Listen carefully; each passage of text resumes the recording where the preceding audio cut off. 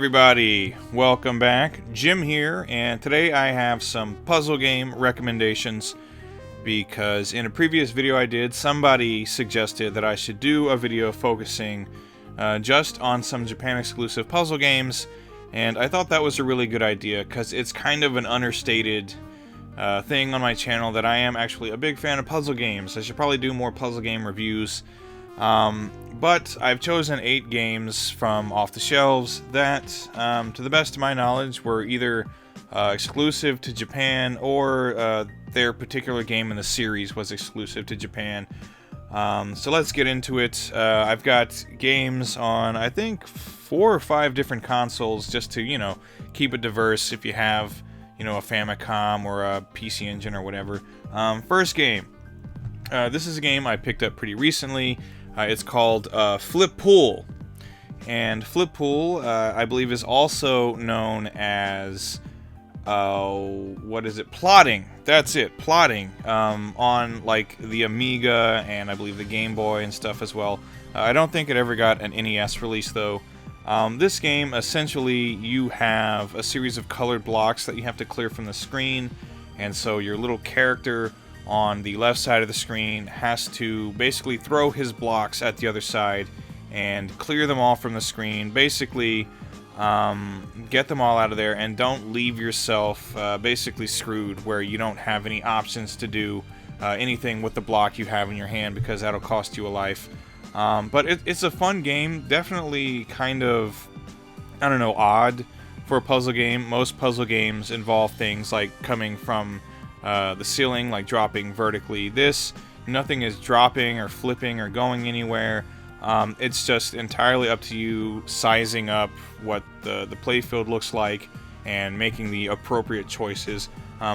So Flipull, aka plotting, if you can get it on the Famicom, or if you can find the Game Boy version. This is the only version I've ever played, so it's the only one I can vouch for. It is very good, but I imagine any version you can find, you should definitely play Plotting, aka Flipull by Taito. This is a fantastic puzzle game.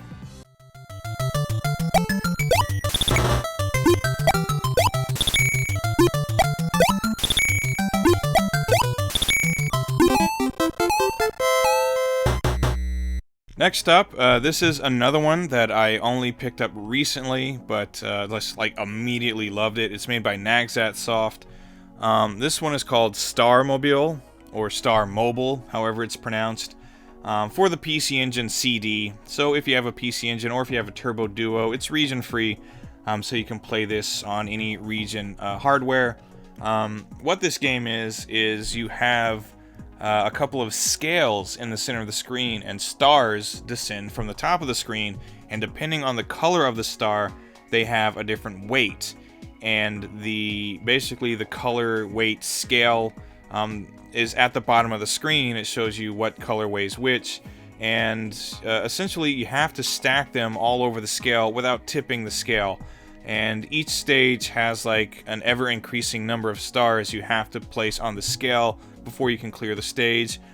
If you place a different colored star between 2 of the same color, then it takes on that same color. So you can actually reduce the number of stars on the scale. You just have to be careful. You have to keep in mind what those stars weigh, because if you make a mistake, it'll send the scales toppling, and then you'll lose all your stars, and then you gotta, start over, and you can only lose so many before it's game over. So Starmobile.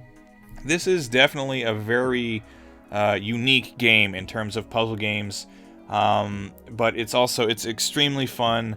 It took me a minute to kind of figure out what I was doing, but once I understood that, once I understood the weight of the different colored stars, this became an extremely fun game, and I just picked it up on a whim. I had never heard of it before. I came across it in a game store for like $10, and I figured, why not? I'll give that a day in court, and it blew me away. Starmobile, this is an excellent puzzle game on the PC Engine CD that I would highly recommend picking up if you enjoy puzzle games.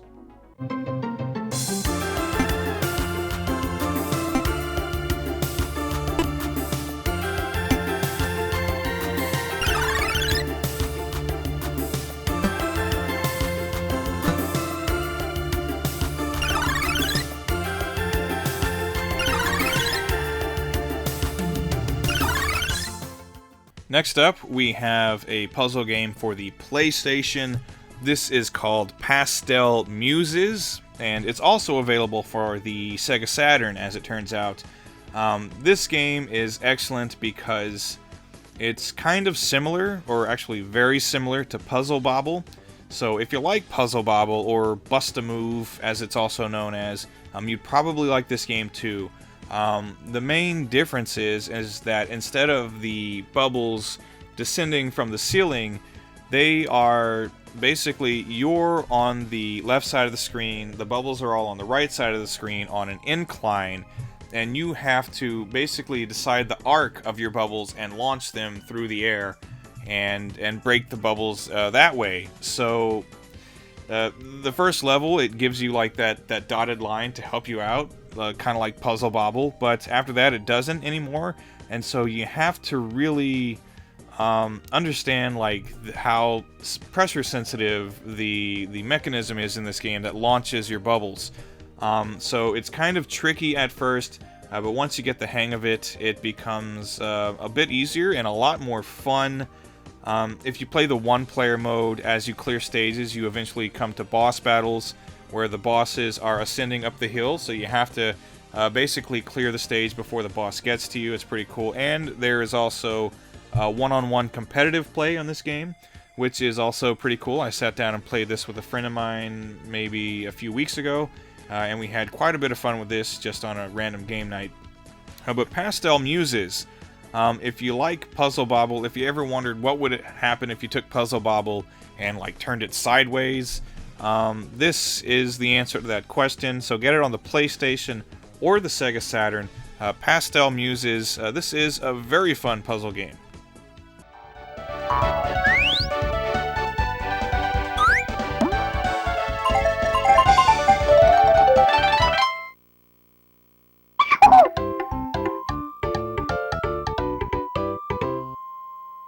Next up, on the Sega Saturn, we have a personal favorite of mine, and I know a lot of people that really love this series, but this is Magical Drop 3, and this series of games is, when I first saw it, like when I just saw screenshots of it, I thought it would be similar to Puzzle Bobble. It really isn't.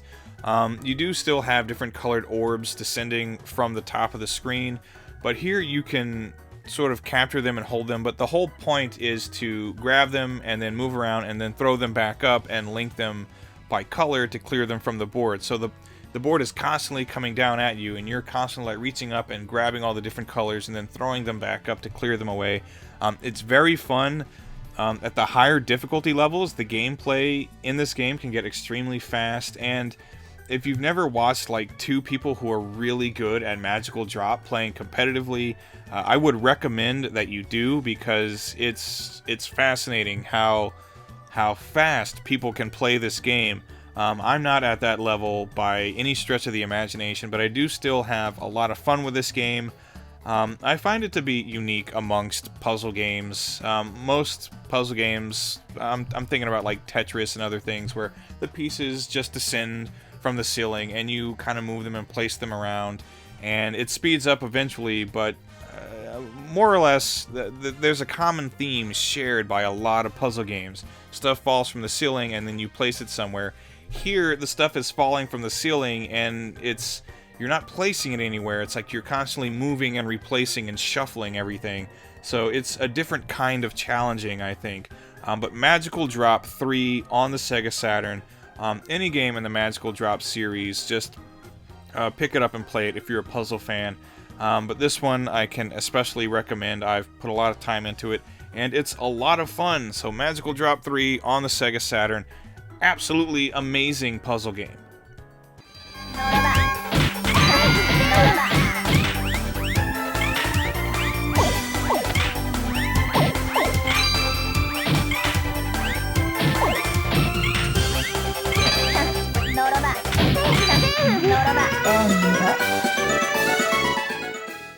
Okay, moving from the Saturn to the Dreamcast, another personal favorite puzzle series of mine.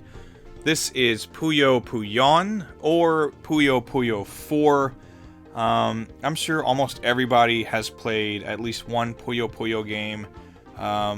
if it wasn't Puyo Puyo, maybe it was Dr. Robotnik's Mean Bean Machine, or I believe Kirby's Avalanche was also a Puyo Puyo game, just ported over to the SNES, and then they just replaced all the Puyo Puyo characters with Kirby characters.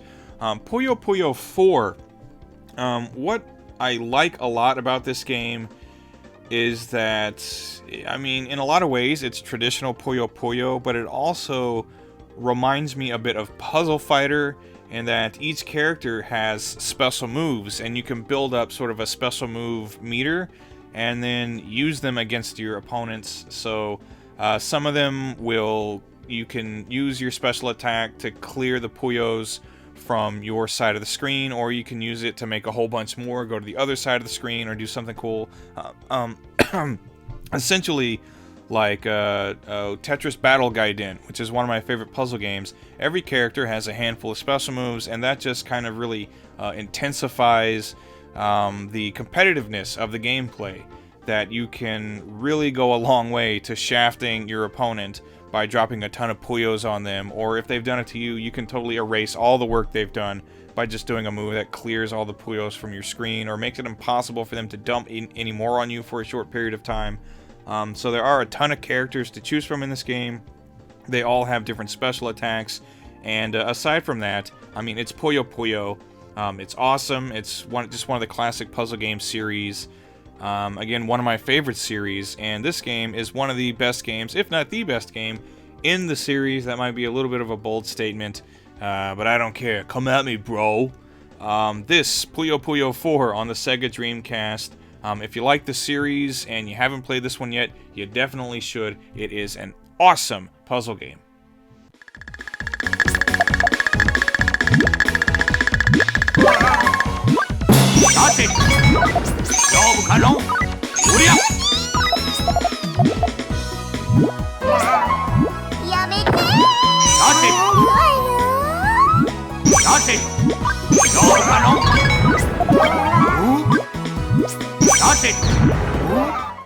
Alright, next up, I chose 3 games for the Super Famicom, because you might be surprised at just how many puzzle games there are for that console that remained in Japan. This isn't all. I have more for the Super Famicom up there.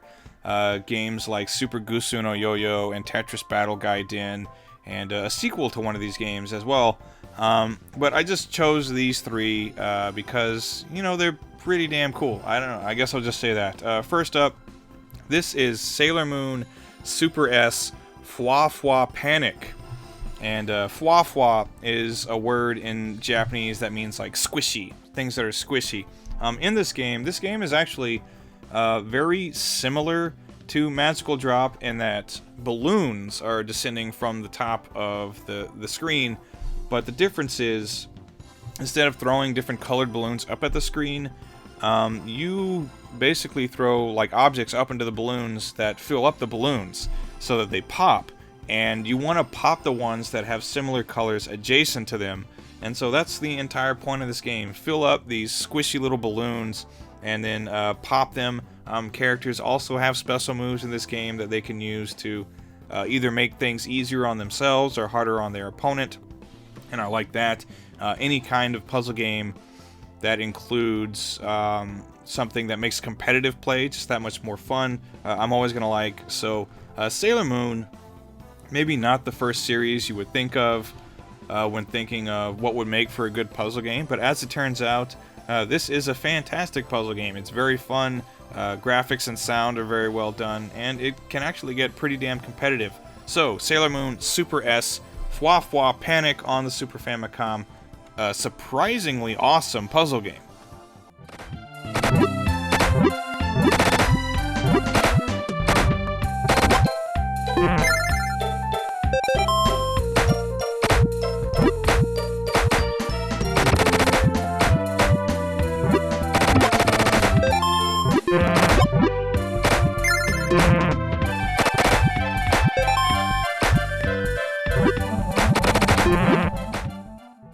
Next up, we have a game in the Kunio-kun series that also includes games like River City Ransom and Super Dodgeball, all those characters. This game is Kunio No Odin. And Oden is a type of Japanese food that in this game is on sticks, like a shish kebab, but the only Oden I've ever had is the kind that you get like in the bowl, like you get at 7-Eleven. But this game, very simple puzzle game, basically the different types of food descend from the top of the screen, and you match them up by which type that it is, and then you clear them from the screen. And you can also do a thing where basically Kunio is sitting there and like eating it as you clear it from the screen, which is kind of cute. But as when you're playing competitively, as you're racking up combos, the sticks will fall from the screen on your opponent's side and lock all of that food in place. And so basically that's kind of like the equivalent of like the junk Puyos that you need to clear from the screen in order to like start really clearing your pieces away. It's similar to that. So basically, take a Puyo Puyo game, put characters in it from River City Ransom, and instead of Puyos, it's all about food. And you've got Kunio No Odin. So I like this game a lot. It plays more or less like any traditional puzzle game. Nothing that's going to blow you away, but it is a fun puzzle game. And I'm a big fan of this series. And the graphics and sound and just the overall presentation is really good in this game. So this is one, and especially it's a pretty affordable game as well. This is like a $10 game, I think. So if you have a Super Famicom, or you just modded your SNES, or if you play on like emulators or whatever, Kunio No Odin, this is a really fun, simple puzzle game that I can easily recommend playing to puzzle game fans. Kunio No Odin, fantastic puzzle game on the Super Famicom.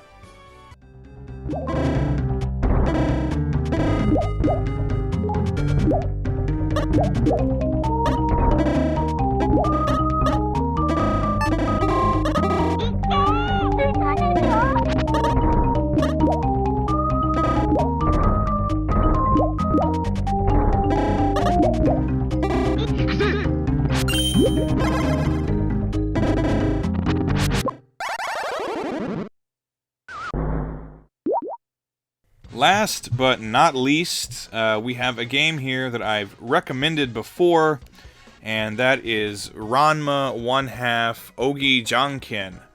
And this game, when I did my Super Famicom buying guide video, and I recommended 10 games to start a Super Famicom collection with, I chose this one as one of those games because it's fun. And it's another game that's really affordable. Like, you can find copies on eBay or whatever for like $10. I think I undersold how cool this game is, though. As a puzzle game, again, I like it when puzzle games can do something really unique, and when the gameplay can be made really competitive. Essentially, in this game, Janken is rock, paper, scissors. So in this game, the puzzle pieces are actually the different hand shapes you can do for Janken. So there's the rock and the paper and the scissors. And essentially what you want to do is, for instance, stack up a whole bunch of rocks and then drop a scissor on top of them, and the scissor will clear them all from the screen because, or no, paper. I haven't played rock, paper, scissors in a while. Drop paper on top of a bunch of rocks and it'll clear them all from the screen because paper beats rock and whatever combination. So that's the whole like premise of this game, how to get, awesome combos and do really well, is you want to stack up a whole bunch of one kind and then find the kind that beats it and then plop that right down on top and just clear those off from the screen and then send a whole bunch of junk pieces over to your opponent's side. And this is another game where characters have a limited supply of special moves they can do. The more pieces you clear from the screen, the more you build up a meter, and you can use that to basically do like signature attacks from the TV series and dump a bunch of stuff onto your opponent's side. So again, I like any puzzle game that does that. Tetris Battle Gaiden and Puyo Puyo, and basically anything that gives you a competitive puzzle game where you can do attacks against your opponent and just totally try to ruin their game. I'm into it.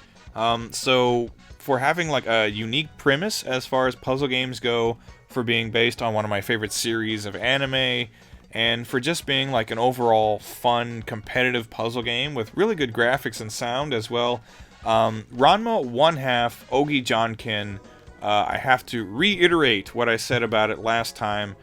This is a great game. It would be a good game to have if you're starting out a Super Famicom collection, because it's very fun and it's very affordable. But more than that, this is just, to me, a standout puzzle game. Ranma 1/2 Ougi Janken on the Super Famicom. It is awesome.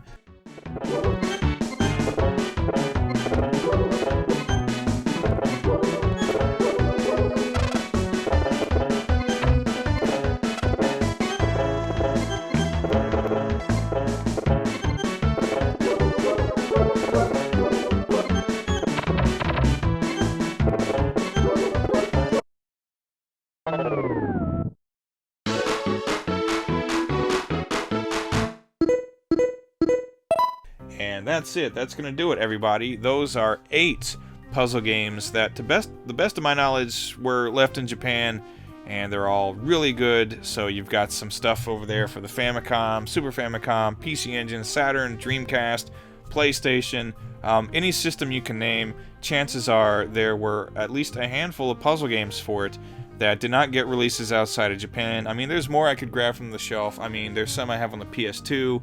There's more on the Super Famicom. I have quite a lot of puzzle games in my collection, so I might actually do a second part to this video. But just for the time being, anything I mentioned in this video is worth playing and picking up. And all of them, if memory serves correctly, I haven't checked recently, but none of them should be like terribly expensive games. So you puzzle game fans, go and look them up. I'll actually put the names of the games down in the description to make it a little easier if you actually want to go look any of these up on Amazon or eBay or anywhere. But yes, puzzle games, they're awesome. So the name escapes me right now, but to whoever suggested to me that I should cover more puzzle games, thank you for making that suggestion. You were absolutely right. So I probably will do a second part to this, and I'll probably make an effort to start actually reviewing more puzzle games, doing KidShoryukens on more of those. Anyway, thank you everybody for watching. Let me know down in the comments what some of your favorite puzzle games are. I'd like to know, and if any of them are Japan exclusives, that helps me because I can actually try to include them in the next video. And until next time, thank you for watching, everybody. Take care. Goodbye.